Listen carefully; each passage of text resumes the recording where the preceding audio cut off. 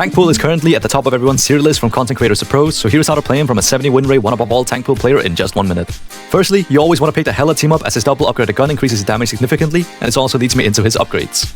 Your upgrade order will almost always be gun ult into both of your gun upgrades, then your dashes for mobility, or your E if you find yourself taking too much damage in your ult, or in general. Before you upgrade E, use it and spam it into a tank for XP, then upgrade your E as it will give you the cooldown back.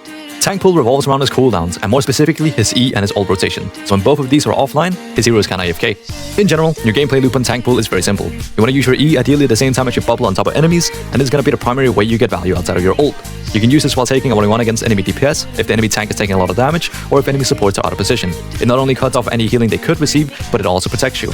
And after getting your sword dash upgrade, the 2 charges allow Deadpool to effectively get out of almost any situation, or quickly reposition into strong positions like off angles or flanks.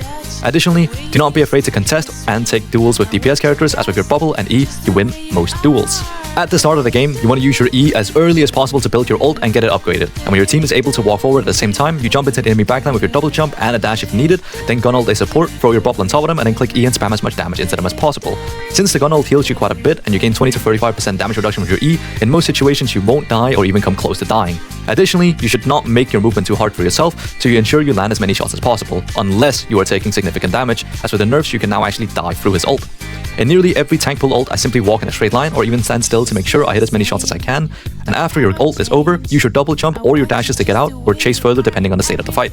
As a last note, just to understand some underlying mechanisms, you should nearly always take photos as Tankpool, as it gives him a lot of XP for his upgrades, and also Tankpool can B-hop after using his double jump, but he cannot B-hop after using his dash. So out of spawn, use your dashes first and then your double jump, so you can B-hop. Another thing is his gun ult works by making the enemy take damage if they miss. Now it's important to understand what constitutes a miss in this game, and any ability that does damage, if it doesn't do any damage when you click that ability, it will count as a miss. For guns that shoot multiple pellets in one shot like Punisher's shotgun, he only needs to land 1 pellet, and for burst type guns like Moon Knight's Mouse 1 or Loki with 2 clones, they need to land every single shot, meaning Loki has to hit all 3 shots or he will take the extra damage.